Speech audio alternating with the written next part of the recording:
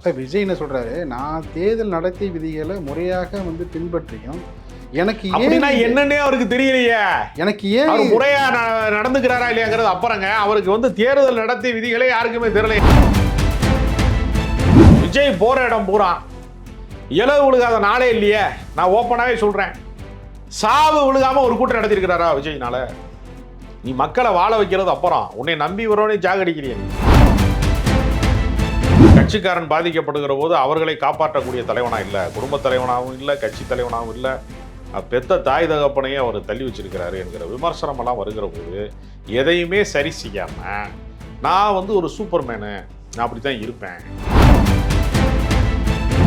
நீ தலைவனை அப்படியே அண்ணாந்து வியந்து பார்த்துக்கிட்டே இருக்கணும். நான் அப்படியே நட்சத்திரம், நீ எல்லாம் சாதாரண ஆளு அப்படிங்கிற இடத்தை நீங்கள் தொடர்ந்து வைத்து கொண்டே இருந்தால் அந்த கவர்ச்சி அரசியல் ஒருபோதும் கள அரசியலாக மாறாது. அந்த இடத்தான் விஜய் கோட்டை விட்ட இடமாக நான் பார்க்குறேன். ஒரு நாட்டினுடைய முதன்மையான முதலமைச்சராக இருக்கணும், தலைவராக இருக்கணுங்கிறதுக்கு உனக்கு அரசியல் உழைப்பு எவ்வளவு அவசியப்படும், அது இப்பொழுதுதான் முதல் கட்டமாக இருக்குது. அதனால் இது பால்வாடி கட்சி, அது பவள விழா கட்சி திமுக.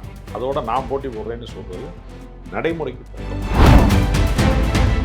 விமானம் கூட கொஞ்சம் ஓடுதளத்திலே ஓடிதான் உயர்கிறதே தவிர எடுத்தோடனே டேக்காப் ஆயிருமா ஃப்ளைட்டு ஆகாதுல, விஞ்ஞானத்துக்கு எதிரானது அப்படி பேசுறது. அது மாதிரி எடுத்தோடனே அவர் உயரத்துக்கு போய் விடுவார் என்று சொல்வதெல்லாம் முழுக்க முழுக்க அறிவற்ற தன்மை, முட்டாள்தனம் என்று நான்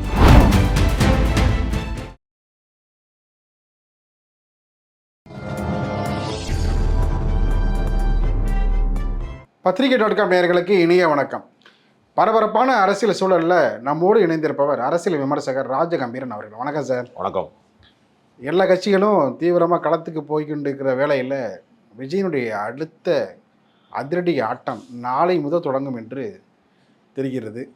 அதுக்கு தாவேகா நிர்வாகிகளும் தொண்டர்களும் தீவிரமாக களப்பணியாற்றி வருகின்றார்கள் என்ற தகவலும் சொல்லப்பட்டு வருகின்றது. கடந்த சில நாட்களாக மிக மிக அமைதியாக இருந்த விஜய் நாளை தொடங்க இருக்கின்ற வேட்பாளர் அறிமுக கூட்டம், அதற்கு மறுநாள் வேட்புமனு தாக்கல், மனு தாக்கல் முடிந்த உடனே பிரச்சாரம், எப்படியெல்லாம் எதிரொலிக்கும், அவருக்கு எந்த வகையில் கை கொடுக்கும்? அரசியலிலே ஒரு பெரிய புலிப்பாய்ச்சலை நிகழ்த்த போகிறார் விஜய் அப்படின்னு எல்லாரும் எதிர்பார்க்கிற போது அவர் அடிக்கடி பதுங்க ஆரம்பித்து விட்டார் அப்படின்னு ஒரு விமர்சனம் பல பேரால் முன்வைக்கப்பட்டது. அதற்கு முற்றுப்புள்ளி வைக்க தான் நாளிலேருந்து தீவிரமாக தேர்தலுக்கு இன்னும் 22 நாள் தான் இருக்குது. இன்னமும் நான் பனையுறுமங்களால் தான் படுத்து கிடப்பேன் அப்படின்னு ஒரு முடிவு எடுத்துட்டாருன்னா மொத்தமாக இதை போட்டு மூடிடுவாங்க, சாக்கை போட்டு மூடிடுவாங்க. இல்லை, அவர் எடுத்து வைக்கிற ஒவ்வொரு பணிகளுக்கும் பல்வேறு காரணங்களை காட்டி முடக்குவதை போல சூழல் இல்லை. அப்படியே அதாவது ஆடத் தெரியாத தெருக்கோணலாக இருக்குன்னு சொல்கிறது மாதிரியே இவர்கள் என்ன செய்கிறாங்கன்னா 48 மணி நேரத்துக்கு முன்பு பெற வேண்டிய அனுமதி, ஒரு தேர்தல் பிரச்சாரத்தில் தேர்தல் அதிகாரிகிட்ட ஒரு அனுமதி பெறணும் அப்படின்னு ஒரு ரூல்ஸ் இருக்குது. அப்படின்னா இவங்க போய் 24 மணி நேரத்துக்குள்ளே அது நடக்கணும்னு கேட்குறாங்க. அப்போ விஜய்க்கென்று பிரத்யேகமாக ஏதாவது தனி சட்டம் இயற்றுவார்களா தேர்தல் ஆணையத்தில்? இது காபந்து சர்க்கார். நீங்கள் வில்லிவாக்கம் தொகுதியில் ஒரு தேர்தல் அலுவலகம் போட போகிறேன்னு சொல்லிட்டு போட்டு அது இந்து சமய அறநிலையத்துறைக்கு சொந்தமான இடம்னு சொல்லி காலி பண்ண சொல்லிட்டாங்க. உடனே ஆதவர்ஜனா என்ன சொல்கிறாருன்னா, சேகர் பாபு அடியால விட்டு தான் அதை பண்ணிட்டாரு அப்படின்னு அவர் பேசுகிறார். இதில் 2 அர்த்தம் இருக்கிறது. சேகர் பாபு விரட்டி விடுற அளவுக்கு நீ பலவீனமாக இருக்கியான்னு ஒரு அர்த்தம் இருக்குது. அவர் அப்படி செய்யவே இல்லை. காபந்து சர்க்கார். அதாவது முதலமைச்சரே தன்னுடைய வாகனத்திலே தேசிய கொடியை வைத்து கொண்டு இப்போ போக முடியாது, திமுக கொடியை கட்டி தான் அவர் போகிறாரு. அப்போ அவங்களுடைய கட்டுப்பாட்டுக்குள்ளே காவல்துறையோ தேர்தல் ஆணையமோ இல்லை. அதான உண்மை. காவல்துறை இப்போ நீங்கள் எந்த தெருவுக்குள்ளே போனீங்கன்னாலும் இந்த சந்தைக்கு போகிறவன், மாடு வாங்க போகிறவன் வச்சுருக்கிற காசையெல்லாம் பிடிக்கிறாங்க தேர்தல் படை பறக்கும் படைங்கிற பேரில். பல இடங்களில் பார்க்குறோம். நான் 3 நாளைக்கு முன்னாடி நண்பர் ஒருத்தர் புதுசாக ஒரு கேமரா வாங்கணும் ஸ்டூடியோவுக்கு அப்படின்ட்டு நீ கூப்பிட்டு போனார். அவர் கையில் ஒரு 70,000 ரூபா ரொக்கம் இருந்துச்சு, ஜிபேயில் ஏதோ ஒரு 50,000 ரூபா வச்சுருந்துச்சு. அவர் அந்த 70,000 ரூபாய்க்கு 50,000 ரூபாய்க்கு மேலே இருந்தால் பிடிச்சிருவாங்கன்னு அவர் பதட்டமாகவே இருந்தார். அது நீங்கள் இங்கே வச்சுருங்க அங்கே வச்சுருங்கலாம் சொன்னார். அப்போ எதுக்கு நான் சொல்கிறேன்னா, அவன் உழைச்ச காசு சம்பாரித்த காசையே பறிச்சுட்டு போயிடுவாங்களோன்னு பதட்டத்தில் இருக்கான். அப்போ இதெல்லாம் திமுக அரசின் சதின்னு சொல்கிறதா? ஒரு வேலை போய் செக் பண்ணுறாங்க அப்படின்னா திமுக அரசின் சதி நான் சொல்கிறது அப்படி கிடையாது. அது இப்போ விஜய் என்ன சொல்கிறாரு, நான் தேர்தல் நடத்தை விதிகளை முறையாக பின்பற்றியும் எனக்கு அப்படின்னா ஏன் என்னன்னே அவருக்கு தெரியலையே. எனக்கு ஏன் அவர் முறையா நடந்துக்கிறாரா இல்லையாங்கிறது அப்புறங்க. அவருக்கு வந்து தேர்தல் நடத்தை விதிகளே யாருக்குமே தெரியலையே. நீங்க செங்கோட்டையனை தவிர அந்த கட்சியில யாருக்குமே தேர்தல் அரசியலை பற்றி ஏதாவது தெரியுமா? நாஞ்சில் சம்பத் எங்கேயாவது தேர்தலில் போட்டிட்டு இருக்காரா? ஆதவர்ஜனா போட்டிட்டு இருக்கிறாரா? ஆனா நாஞ்சில் சம்பத் வந்து அரசியல் அனுபவம் உள்ளவர் தானே, தேர்தலில் போட்டி ஏங்க இல்லை. அரசியல்னா ஒரு மேடை அனுபவம் தாங்க அவருக்கு அரசியல். சில கூட்டங்களில் முடிவு எடுக்கும்போது கூட இருந்திருப்பாரு. அவருக்கு தேர்தல் அனுபவம்னு என்ன இருக்கும்? அவருக்கு பிரச்சார சக்தியா மட்டும்தான் அவர் பயன்பட்டுருக்காரு. வேற அதை கடந்தவருக்கு என்ன தெரியும் அவருக்கு? கள அரசியலில் வந்து அவர் போய் பூத் ஏஜெண்டா போய் வேலை செய்வார். அவர் எப்படி வந்து நிர்வாகம் பண்ணணுங்கிறதுலாம் அது நிர்வாக திறன் என்பது வேறு. இல்லை, அவர் பணிபுரிந்த இதுக்கு முன்பான இயக்கங்கள், அவங்க அங்கே இருந்த வைகோ உள்ளிட்டவர்கள் தேர்தல் பணியாற்றும் பொழுது கூட இருந்திருப்பார்ல நாஞ்சில் சம்பத். அவருக்கு தெரிந்திருக்கலாங்க. அவர் அனுபவத்தை இவர்கள் பயன்படுத்தி கொள்வதற்கு ஒரு இது வேணும்ல. அவர் ஒரு சீனியரு. அவர் போய் வெளியே வந்து இவங்கிட்ட வந்து கேட்பாராத என்ன செய்யலான்ட்டு? அப்படி கிடையாது. யாருக்குமே தேர்தல் அனுபவம் கிடையாது. இப்போ தான் வந்து இந்த பல கட்சிகளில் வந்து இனி போனி ஆகாதுங்கிற மாதிரி ஆட்களை பூரா கொண்டது அதிமுகவுடைய முன்னாள் எம்எல்ஏக்களாக இருக்கிறவங்க, ஜேசிடி பிரபாகர், இந்த மாதிரி ஆட்கள்லாம் வந்து தாவேக்கால வந்து இணைந்தார்கள். அப்போ இவங்களுக்கு எப்படி நடந்துக்கிறணும், தேர்தல் ஆணையத்தை எப்படி அணுக வேண்டும் என்பதிலேயே இவங்களுக்கு ஒரு குழப்பம் இருக்கிறது. தங்களுடைய தவறை மறைப்பதற்கு திமுக மேலே பழிய போடுறது. நீங்கள் வந்து 3000 பேர் கூடுவதற்கான சூழல் வந்து நீங்கள் இந்த இடத்துல இல்லை அப்படின்னு பெரம்பூரில் ஒரு இடத்த சொன்னால் நான் அங்கே தான் கூடுவேன்னு சொல்கிறது. நிபந்தனைகளை ஏற்கனவே அரசு விதித்த டேர்ம்ஸ் அண்ட் கண்டிஷனை மதிக்காததுனால தான், விதிமுறைகளை மதிக்காதனால தான் பல நெரிசல் மரணங்கள் ஏற்பட்டிருக்கிறது. போகிற இடம் பூரா விஜய் போகிற இடம் பூரா இலவு விழுகாத நாளே இல்லையே. நான் ஓப்பனாகவே சொல்கிறேன், சாவு விழுகாமல் ஒரு கூட்டம் நடத்தியிருக்கிறாரா விஜய்னால? நீ மக்களை வாழ வைக்கிறது அப்புறம், உன்னை நம்பி வரவனே ஜாகடிக்கிறிய நீ. கடைசியாக வந்து தஞ்சாவூர் பகுதியில் வந்து ஒரு விக்னேஷுங்கிற இளைஞன் பைக்கில் பின்தொடர்ந்தவன் ஐசியூவில் கடை செத்தே போயிட்டான். செத்தவனை கூட போய் பார்க்கறதில்ல. திடீர்னு கிளம்பி விஜய் வந்து ஆபாசமாக ஒருத்தர் பேசிட்டாரு திமுக ஆதரவாளர் என்று அப்துல் கலாமுடைய அறிவியல் ஆலோசகரை திமுக ஆதரவாளர்னு சொல்லி ஒரு டிஜிபி அலுவலகத்தில் போய் திடுதுப்புன்னு போய் புகார் கொடுக்குறார். நான் என்ன கேட்குறேன், விஜய் வந்து நின்றால் மாநாடு, நடந்தால் ஊர்வலம், அவருக்கு பின்னாடி அப்படியே அலையா ஆள் வரும்னு சொல்கிறேல, டிஜிபி ஆஃபீஸுக்கு போகும்போது யாருமே வரல, என்ன காரணம்? அப்போ நீ வந்து ப்ரோக்ராமை யாருக்கும் சொல்லாமல் போனால் கூட்டம் வராது. நல்ல கண்ணு மறைவுக்கு நீ அஞ்சலி செலுத்த வந்தபோது கூட்டம் வரலையே, என்ன காரணம்? நீ வந்து யார்கிட்டையும் எதுவும் சொல்லாமல் வந்தால் ஒரு கூட்டம் வராது. நீ வேணும்னே என்ன செய்கிறேன்னா, கரூர் மாதிரி இடங்களில் 3 மாவட்டத்துக்கு ஆள் அனுப்பி, வாகனம் அனுப்பி, நிர்வாகிகளை பூரா வந்து ரெடி பண்ணி 12 மணிக்கு வர்றாருன்னு ஒரு மைதானத்தில் குவித்து கூட்டத்தை வந்து செயற்கை நெரிசலை ஏற்படுத்தி 7 மணி நேரம் தாமதமாக வந்து இரவு நேரத்தில் அந்த கொடூர மரணங்களை நீ நிகழ்த்தியிருக்க. அப்போ நான் என்ன சொல்கிறேன்னா, நீ உன் தலையில் கிரீடம் இருப்பதை போல் நீ கற்பனை செய்து கொண்டு சினிமா ஷூட்டிங் எப்படி போய் கேரவனில் இருந்து ஷாட்டுக்கு மட்டும் வந்து ஹீரோ நடித்து கொடுப்பாரோ அது மாதிரி தேர்தல் அரசியலை நீ பயன்படுத்த வேண்டும் என்று நினைப்பதற்குல அது முதல்ல தவறானது. நீ மக்கள் பிரதிநிதியாக இருக்க வேண்டும் என்றால் மக்களுக்கு வந்து காட்சிக்கு எளியவனாக நீ மாறணும், எல்லாரோடையும் பழகணும், பிறரோடு வந்து வந்து பேசக்கூடிய ஒரு வாய்ப்பை நீ ஏற்படுத்தி தரணும். உன் கட்சி நிர்வாகியே உன்னை பார்க்க முடியல. நான் அன்னைக்கு போய் வந்து சால்வையை போட்டேங்க, அன்னைக்கு பார்த்ததாங்க விஜய 6 மாதமாக பார்க்கலன்னு பல பேர் சொல்கிறானே, கட்சிக்காரனே சொல்கிறானே. டிவி டிபேட்டில் என் கூட வாதாட வர்றவன் பல பேர், அவருக்காக பேச வர்றவன் பல பேர், ஆதரவாளன் சொல்லக்கூடியவன் யாருமே விஜய் பார்த்தது கிடையாதுங்கண்ணா. இப்போ உனக்காக கத்தி கிடக்கிறவன், உனக்காக களப்பணி செய்கிறவன், உனக்காக சாகிறவன் வீட்டுக்கு கூட நீ போகிறதில்ல. ஆனால் நீ வந்து வளைகாப்புக்கு வந்து ஒரு திரைப்பட இயக்குனர் அட்லி வீட்டு விசேஷத்துக்கு நீ தனி விமானத்தில் போகிற, மும்பைக்கு போகிற, நீ தனியாக வந்து திருமண விழாவுக்கு போய் நீ வந்து திருவான்மியூருக்கு போகிற. யாராவது கட்சிக்காரன் வீட்டு கல்யாணத்துக்கு போயிருக்கியா? தாவேகா நிர்வாகிகள் வீட்டு கல்யாணத்துக்கு, யார் வீட்டு கல்யாணத்துக்கு போயிருக்கியா? யார் வீட்டு சாவுக்காவது போயிருக்கியா? கோடீஸ்வரன் வீட்டு கல்யாணத்துக்கு நான் போவேன், தேர்தலுக்கு சினிமா ப்ரொடியூசர் வீட்டு கல்யாணத்துக்கு போவேன். இல்லை சார், தேர்தலுக்கு பிறகு போவார். தேர்தல் சமயத்தில் வந்து பரப்புரை மேறக்குள்ளே போகிறாருல, அந்த டைமில் வந்து நடக்கிற நிகழ்வுகளுக்கு ஏங்க இப்போ தானங்க தேர்தல் வந்திருக்கு. கட்சி என்ன இப்போ நேற்று ஆரம்பிச்சார் அவர், தேர்தலுக்கு முதல் நாள் ஆரம்பிச்சார் கட்சி. அது கட்சி ஆரம்பித்து 3வது வருஷம் நடந்துக்கிட்டு இருக்கு. 3 வருஷத்தில் எந்த விசேஷத்துக்கு போயிருக்காரு? யார் வீட்டுக்கு போயிருக்காரு? நல்லது கெட்டதுக்கு எங்கே போயிருக்கிறாரு? உலகத்தில் எங்கேயாவது உண்டா? துக்கம் நிகழ்ந்த வீட்டுக்கு தான் எல்லாருமே போவேன், அவ்வளோ பெரிய ஆளாக இருந்தாலும். பாதிக்கப்பட்டவனை பூரா பஸ்ஸில் ஏற்றி கொண்டு வந்து ஸ்டார் ஹோட்டல் வச்சு பார்த்த வரலாறு எந்த தலைவனுக்காவது இருக்கிறதா? அது நம்ம கடந்த கால நிகழ்வுகளை இல்லைங்க, தொடர்ந்து அவர் தவறு இழைக்கிறார். நான் என்ன சொல்றேன்னா, உன்னை பார்ப்பதற்காக உன் மீது அன்பு கொண்டு, உன் மீது வந்து ஒரு பெரிய வசீகரம் கொண்டு ஒரு பெரும் இளைஞர் திரள் வருகிறது என்று சொன்னால் அவர்களை முறைப்படுத்த வேண்டும், நெறிப்படுத்த வேண்டும், அரசியல் படுத்த வேண்டும்னா நீனே அரசியல் படுத்தப்படாமல் இருக்க. தனிமனித ஒழுக்கம் தொடங்கி பொது ஒழுக்கம் வரைக்கும் ஒரு முன்னுதாரணமாக இருக்க வேண்டியவன், ஒரு ரோல் மாடலாக இருக்க வேண்டிய தலைவன் நீனே தவறான முன்னுதாரணமாக இருக்கிறாய். ஓ மனைவியை பற்றி தப்பு தப்பாக சோசியல் மீடியாவில் எழுதுறான் டிவி கேட்குறேன். குடும்ப நல நீதிமன்றத்தில் போய் சங்கீதா இவரோடு நான் வாழ விரும்பலை, இவர் திருமணம் தாண்டிய பந்தத்தில் இருக்கிறாரு, இவர் என்னை வந்து அடக்குமுறை செய்கிறாரு, அடிக்கிறாரு, துன்புறுத்துறாரு, அதனால் எனக்கு விவகாரத்து வேணும்னு வழக்குக்கு போகிற போதே அடுத்த நாள்ல இருந்தே சங்கீதாவை குறித்த அவதூறுகளை வந்து சோசியல் மீடியாவில் வந்து எல்லாரும் எழுதுகிறான். இது என்னுடைய தனிப்பட்ட விவகாரம், எனக்கும் என் மனைவிக்குமான தனிப்பட்ட உறவிலே நாங்கள் பிரிந்து வாழ்வது என்பது எங்களுடைய சொந்த விஷயம், இதை பொது அரசியலாக மாற்றாதீர்கள், தவறாக எதுவுமே எழுதாதீங்க என்று ஒரு அறிக்கை விடவே இல்லையே. அது தொடர்பான வழக்கு ஏப்ரல் 20ஆம் தேதி வர இருக்கின்றது. ஏன்னா அதுக்கு பிறகு வந்து தேர்தலுக்கு 3 நாளைக்கு முன்னாடி வரப்போகுது. அந்த டைமில் அந்த வழக்கு வந்தால் எந்த அளவுக்கு அவருக்கு வந்து பாதிப்பு அது ஏற்படும்? பெண்கள் மத்தியில் நான் என்ன சொல்கிறேன், உன்னை ரசிப்பவர்கள் பின்தொடர்பவர்களை விட்டுருங்க. தமிழ்நாட்டில் இருக்கக்கூடிய அத்தனை வாக்காளருமே விஜய் ரசிகர்களா?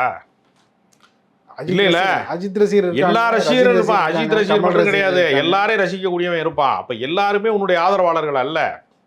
உன்னை வேடிக்கை பார்க்க வருகிறவர்கள் அத்தனை பேருமே உனக்கு வந்து ஓட்டு போடுவாங்கன்னு சொல்லவே முடியாது முதல்ல. அப்ப இது எவ்வளவு பெரிய தாக்கத்தை உண்டாக்குன்னா, குடும்ப பெண்களுக்கு மத்தியில் அவர் வந்து ஒரு குடும்ப தலைவனாகவே இல்லை. கட்சிக்காரன் பாதிக்கப்படுகிற போது அவர்களை காப்பாற்றக்கூடிய தலைவனா இல்லை, குடும்ப தலைவனாகவும் இல்லை, கட்சி தலைவனாகவும் இல்லை, பெத்த தாய் தகப்பனையே அவர் தள்ளி வச்சிருக்கிறாரு என்கிற விமர்சனமெல்லாம் வருகிற போது எதையுமே சரி செய்யாமல் நான் வந்து ஒரு சூப்பர்மேனு, நான் அப்படி தான் இருப்பேன் அப்படின்னு சொல்வதன் மூலமாக விஜய் தன்னுடைய செல்வாக்கிற்கு தானே களங்கத்தை ஏற்படுத்தி விட்டாரோ, தனக்குத்தானே முட்டுக்கட்டையாக இருக்கிறாரோ, கால்களை கட்டி கொண்டு ஓட்டப்பந்தயத்திலே ஓடுவது மாதிரியே தனக்குத்தானே தடையை ஏற்படுத்தி கொண்டாரோ. ஏன்னா அப்படி ஒரு பெரிய திரளை வந்து உருவாக்க முடியாது. இன்னைக்கு இருக்க தலைவர்களுக்கு இருக்க பிரச்சனை என்னன்னா, மக்களை தன் பக்கம் திருப்புவது என்பது ஒரு பெரிய சவால் எல்லா அரசியல் கட்சிக்கும். உனக்கு அது இயல்பாக நடக்கிறதுனா அதை முறைப்படுத்தணும்ல. ஒரு மழை பெய்யுது, பயங்கரமாக கனமழை பெய்யுது, வெள்ளமாக பெருகி ஓடுது அப்படின்னா அணைக்கட்டிலே வந்து நீரை தேக்கி வைத்து அது விவசாயத்துக்கு பயன்பட்டாத்தானே அது விளைச்சலாக மாறும். கடலில் பெய்த மழை யாருக்கு பயன்படும்? இப்போ தாவேக்காங்கிற கட்சியில் கூடின கூட்டம் என்பது கூடி கூடி கலைகிற கூட்டமாக மாறுகிறதே தவிர அது வந்து கட்டமைப்பாக மாற்றப்பட்டதா? இதுக்கு முன்னாடி அவர் சொல்லிட்டு இருந்தார் களப்பணியாக மாற்றப்பட்டதா? டிஎம்கே வெர்சஸ் டிவிகேன்னு சொன்னார். இப்போ இருக்கிற சூழலில் இப்போ யாருக்கு அவர் வந்து போட்டியாக இருப்பார்? அதாவது சீமானுக்கு போட்டியாக இருப்பாரா, எந்த அணிக்கு போட்டியாக இருப்பார்? ஏன்னா இது வரைக்கும் பார்த்தீங்கன்னா அந்த போட்டிங்கிறது திமுக வெர்சஸ் ஏடிஎம்கே மாறிடுச்சு. இப்போ பார்த்தீங்கன்னா அதிமுக தரப்பில் வேட்பாளர் பட்டியல் வெளியிட்டு பிரச்சாரத்துக்கு கிளம்பிட்டார். திமுக தரப்பில் கூட்டணி பேச்சு நடந்துகிட்டு இருக்கு. அப்போ 2ஆம் தேதியிலேருந்து முதலமைச்சர் வந்து அவர் பிரச்சாரத்துக்கு கிளம்பிடுவார். இவங்க 2 பேருக்கு இருக்கிற அந்த வரவேற்பு இருக்குல்ல, தமிழகம் முழுவதும் இருக்க வரவேற்பு, இவர் பிரச்சாரத்துக்கு போகிறப்ப எப்படி இருக்கும் விஜய் பிரச்சாரம்? அதாவது ஒரு விஷயம் என்னென்னா, ஒரு கட்டமைப்பு இருக்கக்கூடிய அரசியல் கட்சி, இப்போ நீங்கள் ஒரு தொகுதியில் வந்து சிவகங்கை மாவட்டம் திருப்பத்தூரில் வந்து பெரிய கருப்பன் போட்டிக்கிறாரு, காரைக்குடியில் இன்னார் போட்டிக்கிறாரு அப்படின்னு ஒரு கட்சி வந்து அறிவிக்குதுன்னா அதற்கு முன்பே அந்த தொகுதி சார்ந்து ஒரு கட்டமைப்போடு கூடிய களப்பணியை அவங்க ஆற்றிக்கிட்டே இருப்பாங்க. பல பேர் என்ன செய்வாங்கன்னா, அதிமுகவில் இருக்காங்க, பெரம்பூர் இருக்கு, அவர் தேர்வு செய்த தொகுதி இருக்குல்ல, அது திமுகவினுடைய கோட்டை, 13 முறை ஜெயித்திருக்கிறாரு. கம்யூனிஸ்ட் கட்சி 3 முறை வென்று இருக்கிறது. அந்த தொகுதியில் போய் துணிச்சலா நிற்கிறாருனாலே அவருக்கு அரசியல் புரியவில்லைன்னு தான் அர்த்தம். அவர் மாநகரத்திலே போய் நிற்கக்கூடாது. எம்ஜிஆர் எங்கே போய் நின்றாரு? கட்சி தொடங்கப்பட்ட காலகட்டம் உங்களுக்கு தெரியும். எம்ஜிஆர் எங்கே நின்றாரு? அருப்புக்கோட்டையில் போய் நின்றாரு, ஆண்டிப்பட்டியில் நின்றாரு. ஏன் அங்கே போய் நிற்கிறாரு? அதற்கு பிறகு பாமர ரசிகன் வந்து அங்கேதான் இருக்கான், வெளிப்பிடித்த ரசிகன். இங்கே நின்னாரு, பரங்கிமலை நின்னாரு, பரங்கிமலை ஒரு முறை தோல்வியை கண்டாரு. அப்ப எம்ஜிஆருக்கு தெரிந்திருக்கிறது சென்னை வந்து திமுகவினுடைய கோட்டை. நீங்க என்னதான் ஆட்சி மாற்றங்களை நிகழ்த்தினால் கூட படித்தவர்களுக்கு மத்தியில, மிடில் கிளாஸ்க்கு மத்தியில, ஒரு அரசியல் புரிதல் இருக்கிறவர்களுக்கு மத்தியில போய் நிக்க கூடாது. பெரம்பூரை தேர்வு செய்தது என்பது 2-3 யாரோ உள்ளடி வேலை பார்த்துட்டானான்னு எனக்கு சந்தேகமா இருக்கு. அதான் 2-3 முறை பார்த்தீங்கன்னா ஜெயலலிதா அந்த நிலையை மாற்றி காட்டினார். அதற்கு பிறகு திமுக, நீ சொல்றது போல திமுக தான் மறுபடியும் அதை வந்து லீட் எடுத்தாங்க. அப்ப அவரு கட்டமைப்பை உறுதி செய்யாமல், கட்சி பணியை உறுதி செய்யாமல், கவர்ச்சி அரசியலை மட்டுமே நம்பிக்கொண்டு விஜய் பயணிக்கிறார் அப்படிங்கிறது இருக்குல்ல, அது அவருக்கு எவ்வளவு தூரம் வந்து பயன் தரும்னு ஒரு கேள்வி இருக்கு. நீண்ட தூர பயணமாக அது மாறுமா? இப்போ நான் என்ன கேட்குறேன், இப்போ நான் லோக்கலில் வந்து பல அரசியல்வாதிகள்லாம் இருப்பாங்க, எல்லார் விட்டு கல்யாணத்துக்கும் பத்திரிக்கை வச்சா போயிடுவாங்க கரெக்டாக. சிறிய சமூக நல கூடத்தில் நடக்கும் கல்யாணம், சாதாரண தொண்டராக கூட இருப்பார். ஆனால் அவர் வீட்டு கல்யாணத்துக்கு போக முடியலன்னா கூட அவசரத்தில் மறுநாள் வீட்டுக்கு போய் அவங்களை சந்தித்து அவருக்கு ஒரு பரிசு பொருளை கொடுத்துட்டு வருவாங்க. யார் வீட்டுக்கு துக்க நிகழ்ந்தாலும் போவாங்க. ஒரு தொடர்ச்சியாக ஒரு சட்டப்பேரவை தொகுதியை தக்க வைத்து கொண்ட அந்த மந்திரத்தை கற்றவர்கள் எல்லாருமே சாமானிய மக்களோட ஒரு கனெக்டாக இருப்பாங்க. நீங்கள் திருநாவுக்கரசு போன்ற தலைவர்கள்லாம் என்ன செய்வான், ஊர்லேருந்து கிளம்பி வர்றான்னா அவனுக்கு ஒரு வேளை சாப்பாடை போட்டு பயண செலவு காசு கொடுத்து விடுவார். சந்திக்கணும், அதான் ரொம்ப முக்கியம். சந்திக்காமல் காசை கொடுத்து விட்டு அப்படியே வாசல் அப்படியே விரட்டி விட்டுன்னு சொன்னாலும் அவன் கோச்சிக்கிடுவான். ஒரு 5 நிமிஷமோ 10 நிமிஷமோ என்னப்பா செய்கிற என்ன செய்கிற அப்படின்னு கேட்கணும். அப்படி தலைவனுக்கும் தொண்டனுக்குமான ஒரு உறவு பாலம் இருக்குல்ல, அதை யார் உறுதி செய்கிறார்களோ அவர்கள் தான் வெற்றியாளர்கள். நீ தலைவனை அப்படியே அண்ணாந்து வியந்து பார்த்துக்கிட்டே இருக்கணும், நான் அப்படியே நட்சத்திரம், நீ எல்லாம் சாதாரண ஆள் அப்படிங்கிற இடத்தை நீங்கள் தொடர்ந்து வைத்து கொண்டே இருந்தால் அந்த கவர்ச்சி அரசியல் ஒருபோதும் கள அரசியலாக மாறாது. அந்த இடம் தான் விஜய் கோட்டை விட்ட இடமாக நான் பார்க்குறேன். அதனால் நிச்சயமாக என்னென்னா ஸ்டாலின் வேண்டுமா வேண்டாமா என்பதுதான் தேர்தல். ஏறத்தாழ 20க்கும் மேற்பட்ட அரசியல் கட்சிகளே அவர் கூட்டணிக்குள்ளே கொண்டு வந்துட்டார். அப்போ ஒரு மிகப்பெரிய பலத்த போட்டிக்கு தயாராகி விட்டது திமுக. இப்போ 8 மாதத்துக்கு முன்பு பார்த்தீங்கன்னா சார், ஏடிஎம்கே பிஜேபி 2 தான் அலைன்ஸ். அதாவது பார்த்தீங்கன்னா போன ஏப்ரலில். அதுக்கு பிறகு எதுவுமே 8 மாதம் முன்னாடி எந்த கட்சியுமே போய் ஜாயின் பண்ணவே இல்லை ஏடிஎம்கே அலைன்ஸில். காற்று வாங்கிட்டு இருந்தது. ஆனால் இன்றைக்கி பார்த்தீங்கன்னா எல்லா கட்சிகளையும் ஒன்றாக இணைத்து அவரும் வேட்பாளர் பட்டியலில் வெளியிட்டு பிரச்சாரத்துக்கு அவரு கிளம்பிட்டார் இல்லைங்களா? இப்போ 2 கட்சிகளுக்குமே இந்த தேர்தலுங்கிறது கடுமையான சவாலாக மாறுகிறதா திமுகவுக்கும் அதிமுக? அதாவது எதிர்க்கட்சி தலைவராக இருக்கக்கூடிய எடப்பாடி பழனிசாமி 180 தொகுதிகளுக்கு மேலே சுற்றி வந்துட்டார். அப்போ எவ்வளவு தீவிரமாக அவர்கள் வேலை செய்கிறார்கள் கட்சிக்காரனை, அதெல்லாம் விஜய் உணர்ந்துக்கணும் இல்லையா? விஜய் அவருடைய பயணம் என்பது கரூருக்கு முன் கரூருக்கு பின் அப்படின்னு ஆயிடுச்சு. கிமு கிபி. ஆமாம், அந்த கரூருக்கு பின்பு அவருக்கு ஏற்பட்ட அந்த இமேஜ் வீழ்ச்சி இருக்குல்ல, அதை சரி கட்ட முடியாமல் தத்தளிக்கிறாங்க அவங்க. இப்போ 20 அப்படின்னு சொன்ன இந்த வாக்கு சதவீதம் இப்போ ரொம்ப குறைஞ்சி சொல்கிறாங்க. உண்மையா சார் அது? அது வாக்கு சதவீதம் ஏதோ ஒருத்தர் புதிதாக கட்சி தொடங்குகிறார் அப்படிங்கிறப்போ ஒரு பேரலையாக மாறுவாங்க எப்போவுமே. இப்போ உதாரணத்திற்கு வைகோ கட்சி ஆரம்பித்த போது விடிய விடிய ஊர்வலம் போனது அவருடைய முதல் மாநாட்டிலே. ஆனால் அவருடைய கட்சி என்ன ஆனது, கரை சேர்ந்ததான்னு ஒரு கேள்வி இருக்கிறது. அப்போ கூட்டம் கூடுவதால் மட்டுமே ஒரு அரசியல் கட்சி அதிகாரத்துக்கு வந்துவிடும் என்றோ, யாரும் எதிர்பார்க்காத வெற்றியை பெற்றுவிடும் என்றோ நம்ப முடியாது. அதனால் விஜயகாந்த் கூடாத கூட்டமா, வைகோ கூடாத கூட்டமா, ஒவ்வொரு காலகட்டத்திலையும் அப்படி ஒரு கூட்டம் வந்திருக்கிறது. நிச்சயமா அதை அவர்கள் தக்க வைத்துக் கொள்கிறார்களா? நம்பகத்தன்மை தான் அரசியலிலே முக்கியமானது. அந்த நம்பகத்தன்மையை விஜய் இதுவரைக்கும் பெறவில்லை. அதனால் அவருக்கு தொடக்கத்திலே இருந்த ஆதரவு நிலைப்பாடு என்பது கொஞ்சம் கொஞ்சமாக குறைந்து ரிவர்ஸ் கியரில் போயிட்டே இருக்கு. ரொம்ப ஆபாசமாக பேசுகிறவர்களை எல்லாம் கண்டிக்க தவறிட்டார். நான் தங்கச்சியாகவும் இருப்பேன், பொண்டாட்டியாகவும் இருப்பேன், உங்களுக்கு என்ன அப்படின்னு ஒரு பெண் சோசியல் மீடியாவில் பேசுகிற போது அதை அவர் கண்டிக்கவில்லை. இப்படியெல்லாம் பேசக்கூடாது, ஒரு பொது நாகரிகம் வேணும் என்கிறதை கண்டிக்கவே இல்லை. அதை கண்டுக்காமல் விட்டுட்டு அப்படி பேசின பெண் எப்படி ஒரு சரியானவளாக இருப்பா என்று கோபப்பட்ட பொன்ராஜ் மீது டிஜிபி அலுவலகத்தில் போய் வழக்கு போடுறீங்க. இல்லை, அவர் பொன்ராஜ் அதை எடுத்து சொன்ன விதம் பெண்களை மத்தியில் காயப்படுத்தி அவர் கோவப்பட்டாரு. நீ விளைமகளா, நீ சம்மந்தப்பட்ட பெண்களை நீ தங்கச்சி வேற பொண்டாட்டி வேற 2000 ரூபாய்ன்னு சொன்னா நீ என்ன வகையான பொம்பளை, நீ ஒழுக்கக்கேடானவளாங்கிற மாதிரியான வார்த்தையை அவர் உச்சரித்துட்டாரு. பேசியதற்கு ஒரு வருத்தமும் தெரிவிச்சிட்டாரு. இந்த நேரத்தில் அதை கண்டித்தாரா விஜய்? நான் என்ன கேட்கிறேன், சங்கீதாவை பற்றி தன் மனைவி குறித்து சோசியல் மீடியாவில் சுற்றி வந்த அவதூறுகளுக்கு இப்படியெல்லாம் பேசக்கூடாது என்று கண்டித்திருக்கிறாரா? இல்லை, இது போன்ற சூழலில் பொன்ராஜுடைய பேச்சுங்கிறது அவசியம். அந்த பேச்சு அந்த பார்வையும் பார்க்க அதை விஜய் கண்டிக்காதப்போ பொன்ராஜ் கண்டிச்சிருக்கிறாங்க. அப்படிதான் அதை பார்க்க வேண்டியிருக்கிறது. பொன்ராஜ் கண்டித்ததில் கொஞ்சம் வரம்பு மீறி கண்டிச்சிட்டார் அப்படி வேணா சொல்லலாம். அவர் கண்டிக்க கூடாது அப்படி சொல்ல முடியும். அப்படி பேசாதீர்கள், அது தமிழர் பண்பாடு கிடையாது. இல்லை, தாவேக்கள் இருக்கிற மகளிர் அணியை ரொம்ப கடுமையாக அவருக்கு எதிரணி ஆகிட்டு இருக்காங்க. ஆமாங்க, முதல்ல நான் என்ன சொல்கிறேன்னா, நீங்கள் எதிராளியை குற்றச்சாட்டு சொல்வதற்கு முன்பு உங்களுக்கு ஒரு சுய ஒழுக்கம் இருக்கணும், உங்களுக்கு ஒரு கட்டுப்பாடு இருக்கணும். அண்ணா சொன்னார்ல, கடமை கண்ணியம் கட்டுப்பாடு ஏதாவது இருக்கா அவன்கிட்டன்னு கேட்குறேன். உன் அரசியலில் ஏதாவது ஒரு கண்ணியம் இருக்கிறதா, ஒரு கட்டுப்பாடு இருக்கிறதா? வரம்பு மீறுவதையே ஒரு அரசியல் வாடிக்கையாக வைத்துக்கொண்டு குற்றச்சாட்டு மட்டும் நான் சொல்லுவேன்னா அப்படின்னு கேட்குறேன். இல்லை, நீங்கள் சொல்கிறது பார்த்தீங்கன்னா அதாவது கரூர் சம்பவத்துக்கு முன்பு இருக்கலாம். ஆனால் வந்து தஞ்சாவூரில் நடந்த கூட்டத்தில் ஒரு ரசிகை வந்து ஒரு ஒரு போஸ்ட் மரத்தில் ஏறுறாங்க. அதை கண்டிக்கிறார் விஜய். வந்து என்ன பண்ணுறாரு, உடனே கண்டிக்கிறார், உடனே கீழே இறங்குங்க, நீங்கள் கீழே இறங்குனா தான் வந்து நான் பேசுவேன் அப்படின்னு அதை கண்டிச்சிருக்காரு. அந்த ரசிகை கீழே இறங்க. அதை எல்லா கூட்டத்திலும் ஒழுங்கு செய்கிறவர் தான் தலைவராக இருக்க முடியுமே தவிர, எல்லாரும் விமர்சிக்கிறார்கள் என்பதற்காக ஒரு முறை அப்படி சொன்னாரு அப்படின்னு சொல்ற விதிவிலக்குகள் வந்து நீங்க எல்லா முறையுமே ஒழுங்குபடுத்தணும்.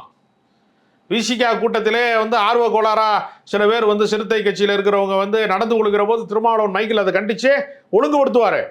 ஹெட்மாஸ்டர் மாதிரி கத்துவார், அவர் ஸ்கூல் நடத்துகிற மாதிரி அவர் கத்துவார். அப்படி ஒழுங்குபடுத்த வேண்டிய கட்டாயம் எல்லா அரசியல் கட்சிக்கும் இருக்கிறது.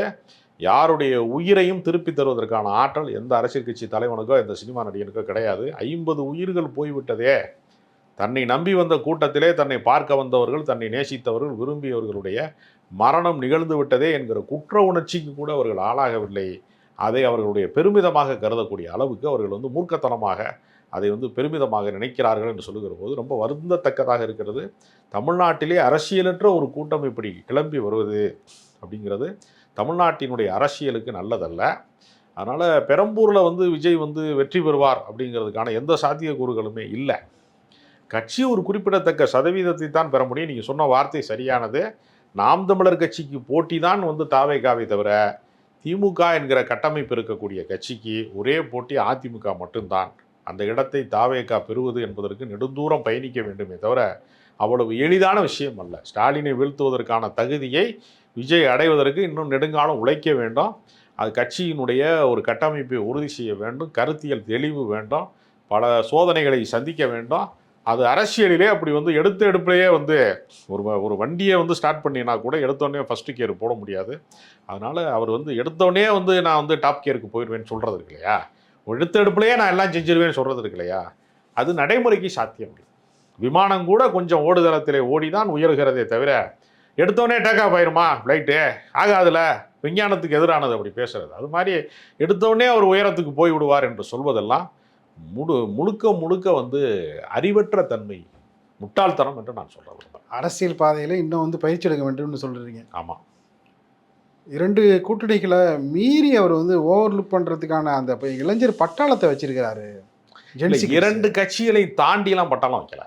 இல்லை, அதை கட்சி நிர்வாகிகளை மட்டுமே 1,00,000 பேரை திரட்டுகிறான், பல லட்சம் பேரை திரட்டக்கூடிய இடத்துல திமுக இருக்கு. அப்படிலாம் வர முடியாது அவரால். அவர் புத்திசாலியாக இருந்திருந்தா அதிமுக தொடக்க காலத்திலே அழைத்த போதே ஒரு 40 சீட்டோ 50 சீட்டோ வாங்கிக்கிட்டு ஒரு எதிர்க்கட்சி வரிசைக்கு நான் வருகிறேன் உங்களோடு சேர்ந்துன்னு சில எம்எல்ஏக்களை உருவாக்கி படிநிலை அரசியலின் வழியாக அடுத்த கட்டத்துக்கு அவர் முதல்வர் வேட்பாளர் என்று அறிவிச்சிருந்தா அவர் புத்திசாலி.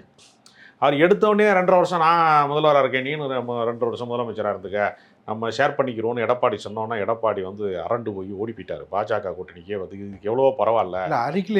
அருகில் இருந்து வெற்றி பெற்று இப்போ இருக்கிற துணை முதல்வர் பவன் கல்யாண் அவரை வந்து ஒரு ரோல் மாடலாக எடுத்துருந்துருக்கலாம். இல்லை, அதாவது தகுதிக்கு மீறிய பேராசை மட்டும் இல்லை. சினிமாக்காரங்கள் என்ன செய்வாங்கன்னா வழக்கமாகவே ஓவர் நைட்டில் நம்ம படம் ஹிட் ஆயிடுச்சுன்னா இத்தனை கோடி வசூலாயிரும்னு ஒரு கணக்கு போடுவாங்களா, அந்த கணக்கை அரசியலில் போடுறாரு விஜய்.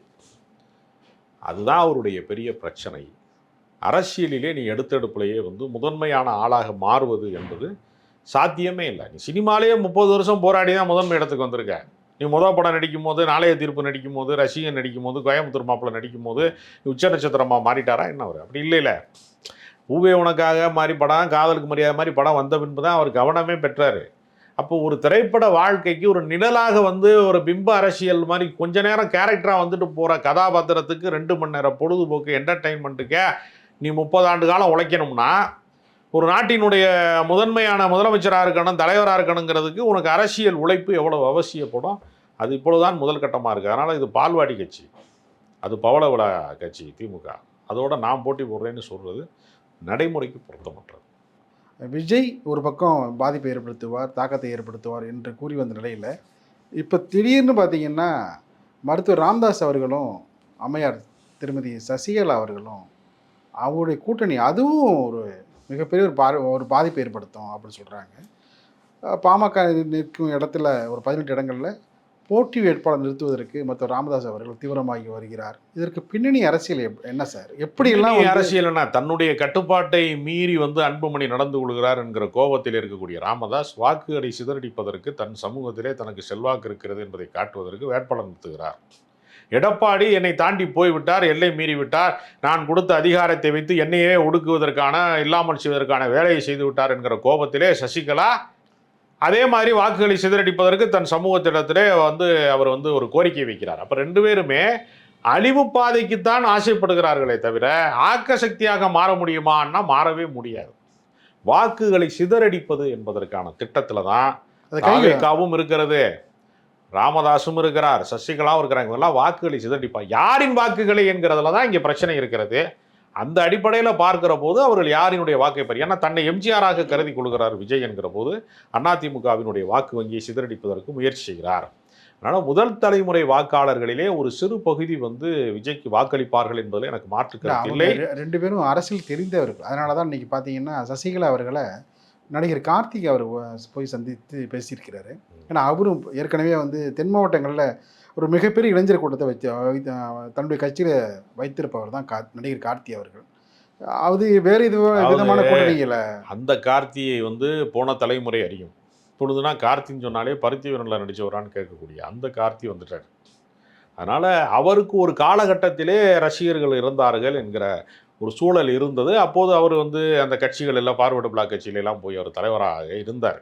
இன்றைக்கு அவருக்கு செல்வாக்கு இருக்கிறதான்னு கேட்டால் ரிட்டையர்டு ரவுடி கதை தான் இது எல்லாமே.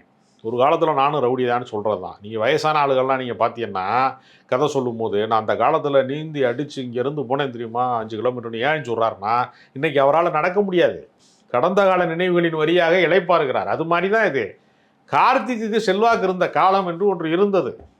இன்றைக்கு இருக்கிறதான்னு கேட்டால் இன்றைக்கு சினிமாவிலையும் செல்வாக்கு இல்லை, அரசியல்லையும் செல்வாக்கு இல்லை. அதனால் இவர்கள் வாக்குகளை சிதறடிப்பதற்கான வேலையை செய்ய முடியும். ஆக்க சக்தியாக ஒரு நாளும் மாற முடியாது. அழிவு சக்தியாக மாறப்போகிறார்கள். அது எடப்பாடிக்கு வாக்குகளை சிதறடிப்பதற்கு, அது அதிமுகவினுடைய வாக்குகளை சிதறடிப்பதற்கு பயன்படும். இது இன்னும் திமுகவுக்கு கூடுதல் பலனை தான் தரும். அதிமுக பலவீனப்படுவது என்பது திமுகவுக்கு கூடுதல் வலிமையை தான் தருமே தவிர தமிழ்நாட்டிலே நடக்க போகிற தேர்தல் என்பது யார் எதிர்க்கட்சி என்பதற்கான தேர்தல் தானே தவிர ஸ்டாலின் ஆட்சி தொடர்வதற்கான சாத்தியக்கூறுகள் இருக்கிறது. எதிரணியிலே யார் முதன்மையாக வரப்போகிறார்கள் என்பதற்கான போட்டியாகத்தான் இதை பார்க்க வேண்டுமே தவிர அதை தாண்டி எந்த மேஜிக்கும் நடக்காது. அது அவரவருடைய நம்பிக்கை சம்பந்தப்பட்டதாக இருக்கலாமே தவிர நடைமுறைக்கு சாத்தியமாக ஒரு நாள் இருக்காது. கிருஷ்ணசாமி, புதிய தமிழக கட்சியினுடைய தலைவர் கிருஷ்ணசாமி அவர்கள் கடைசி நேரத்தில் என்னை காத்திருக்க வைத்து விட்டு கழுத்தறுத்து விட்டார்கள் அப்படின்னு ரொம்ப கடுமையான சீற்றத்தை வெளிப்படுத்தியிருக்கிறார். உங்கள் பார்வை? அதாவது கூட்டணிக்குள்ளே போகிற போது தங்கள் தனித்தன்மையை கொஞ்சமாவது தக்க வைத்து கொள்ள வேண்டும். முழுமையாக உங்களை ஒப்படைத்து விட்டால் அவர்கள் உங்களை எப்படி மோசமாக நடத்துவார்கள் என்பதற்கான முன்னுதாரணம் தான் கிருஷ்ணசாமி. இல்லை, அவர் என்ன சொல்கிறாருன்னா கடைசியில் 5 தொகுதியில் தான் கேட்டேன். அதாவது பார்த்தீங்கன்னா வால்பாறை, ஒட்டப்பிடாரம், நிலக்கோட்டை, பரமக்குடி, ஸ்ரீவில்லிபுத்தூர், இந்த 5 தொகுதியில் கூட எங்களுக்கு கொடுக்கறதுக்கு மனசு இல்லையா? தெற்கெல்லாம் பார்த்தீங்கன்னா தூத்துக்குடி, திருநெல்வேலி பக்கத்துலாம் கொத்தாக புதிய தமிழகம் கட்சி தொண்டர்கள் வாக்களிப்பாங்க அப்படின்னு அந்த ஆதங்கத்தை வெளிப்படுங்க. புதிய தமிழகம் கட்சி என்பது கடந்த காலங்களில் எனக்கு தெரியும், ராமநாதபுரம் நாடாளுமன்ற தேர்தலெல்லாம் 1,00,000க்கு மேற்பட்ட வாக்குகளை எல்லாம் அவங்க வாங்கியிருக்கிறாங்க. அதையெல்லாம் நான் பார்த்துருக்கேன். 2011 2 சட்டப்பேரவை உறுப்பினர் ஜெயலலிதா அவர்கள் 2 சட்டப்பேரவை. அவருடைய தனித்தன்மையை அவர் காப்பாற்றாம விடுதலை சிறுத்தைகள் இருக்குன்னா அந்த கட்சி தன்னுடைய தனித்தன்மையை நிரூபிப்பதற்காக மாநாடுகளை போடுறாங்க. இவங்க பூரா பட்டியல் வெளியேற்றான், நான் வேணாம் அப்படின்னு சொல்கிறாங்கன்னா இன்னும் பாதிக்கப்பட்டவன் சாமானிய மக்கள்லாம் இருக்கான். அவனுக்கெல்லாம் பட்டியல் வெளியேற்றம் பயன் தருமான ஒரு கேள்வி இருக்குது. இவர் டாக்டர் ஆகிட்டாரு, இவர் கோடீஸ்வரன் ஆகிட்டாரு, இவருக்கு பட்டியல் வெளியேற்றம் பயன்படும். பல பேருக்கு அது பயன்படுமாங்கிற ஒரு கேள்வி இருக்கிறது. ஏன்னா எல்லா தரப்பு மக்களின் கருத்தாகவும் மாறணும்ல. ஒரு அரசியல்வாதி தன்னை முதன்மைப்படுத்தி கொள்வது தவறல்ல. தன்னை மட்டுமே முதன்மைப்படுத்தி கொண்டு கட்சியை நீங்கள் டம்மி ஆக்கினீங்கன்னா கடைசி நேரத்தில் இப்படி தான் கைவிடுவாங்க. நிகழ்ச்சியை பங்கேற்று பல கருத்தில் தெரிவித்து மிக எதையும் இணைந்து நன்றி சார்.